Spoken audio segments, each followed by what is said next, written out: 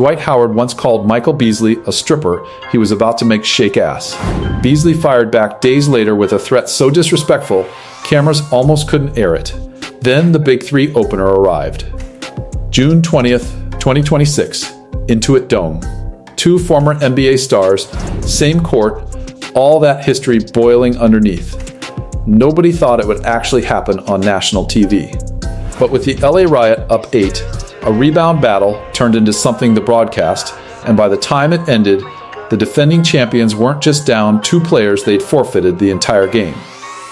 3 days before this game ever tips off, Michael Beasley already lit the fuse.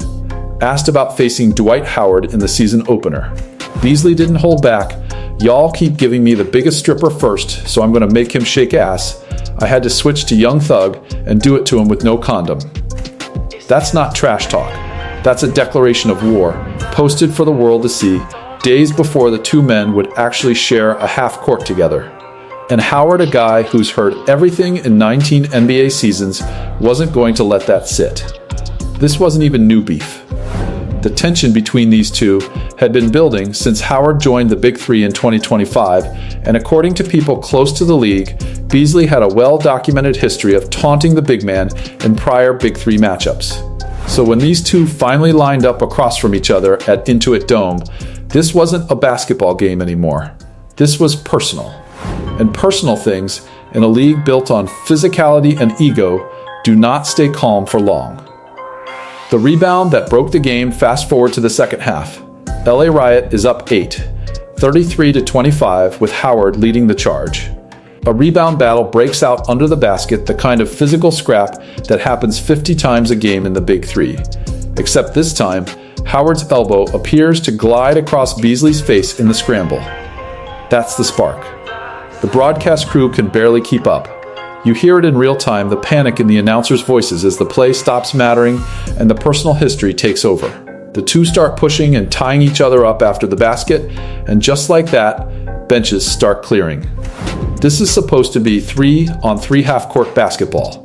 Instead, it's bodies spilling toward the sideline, security trying to wedge themselves between two guys who clearly have more than one game's worth of frustration to let out. For a second, just a second, it looks like it might settle. It doesn't. Both men are hit with technical fouls.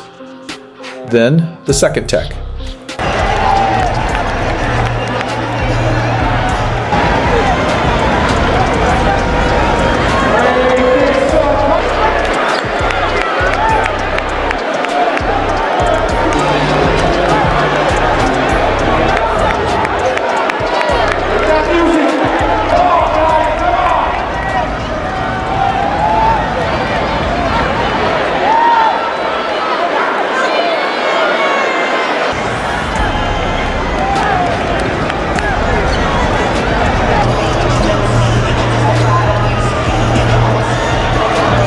Then the words every Big Three fan dreads hearing from the in-arena announcer: ejected. Howard and Beasley are both tossed from the game, and the chaos doesn't stop with them, it just relocates. Beasley is still pleading his case to anyone who will listen as he's walked off, playing to the crowd like the villain in a movie who knows the cameras are still rolling. But Miami 305 isn't done bleeding players yet. From bad to worse, Stevenson loses it with Beasley gone. You'd think the temperature drops. Instead, it spikes. Lance Stevenson commits a hard foul on LA Riot guard Jordan Crawford, and instead of walking away, Stevenson throws punches in the direction of a player who, just minutes earlier, was simply playing defense. The benches that had just calmed down from the Howard Beasley incident come flying back off again. This wasn't Stevenson's first rodeo with Howard either. The two had been involved in a nearly identical on-court altercation almost exactly 1 year earlier in June 2025. DJ Vu doesn't even begin to describe it. This is a script the Big Three has apparently seen before and still hasn't figured out how to stop. Stevenson is ejected. And now, Miami 305, the reigning Big Three champions, has lost 3 players to the chaos. With only 2 active players remaining on the floor, there's no way to continue. The rules are the rules. You can't play 3-on-3 with 2 men. The defending champs' title defense begins with a loss they never got to finish playing. The fallout: suspensions, apologies, and an uneven punishment. By Sunday, the Big Three announced one-game suspensions for both Beasley and Stevenson, but notably not for Howard.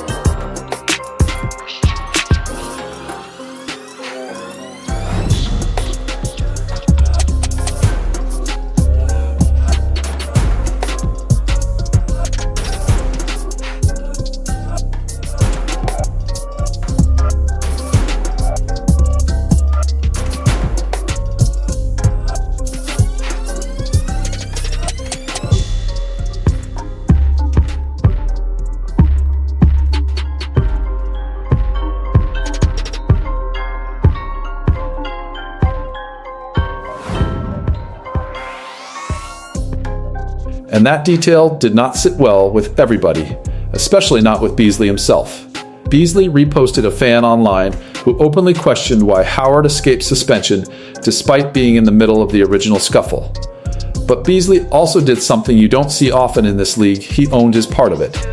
In an Instagram video, he admitted, "I swear I didn't mean for it to go that way. I do got to apologize. Do I think I was right in how I acted? No, still." He made it clear he felt provoked, adding that he believed something had been done to him maliciously, and if the league wanted to hand out consequences for that, that responsibility belonged to them. Meanwhile, Big Three Commissioner and Hall of Famer Clyde Drexler issued a statement stressing the league's commitment to physical, competitive basketball while drawing a clear line against actual fighting, pointing to professionalism and player safety as non-negotiables for the league going forward. But here's the uncomfortable truth. This isn't new for the BIG3. A near identical situation happened in the 2025 opener involving Howard and Stevenson, and the league let it slide with no suspensions at the time. Now in year 9, the same names, the same physicality, the same lack of a real deterrent, and the result is the first forfeit of the season on opening night in primetime. The question now isn't whether these guys can still hoop. Everyone in that building knows they can. The question is whether the Big Three can survive its own personality long enough for anyone to remember the basketball at all. So that's how a Big Three season opener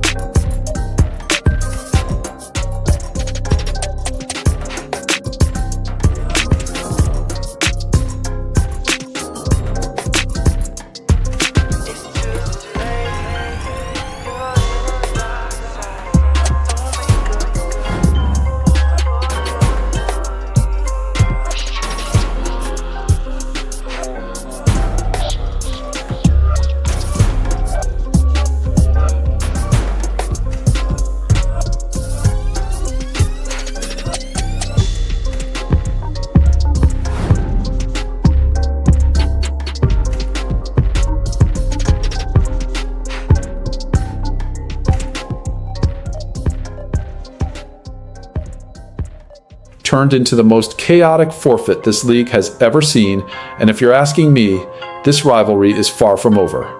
If this video kept you locked in, do me a favor and smash that like button. It tells YouTube to put this in front of more hoop fans just like you. And if you haven't already, hit subscribe and ring that notification bell, because Big Three drama like this is not slowing down anytime soon, and you do not want to miss the next chapter. Drop a comment below. Who do you think was really in the wrong here, Beasley or Howard? I'll be reading every single one. Thanks for watching, and I'll see you in the next video.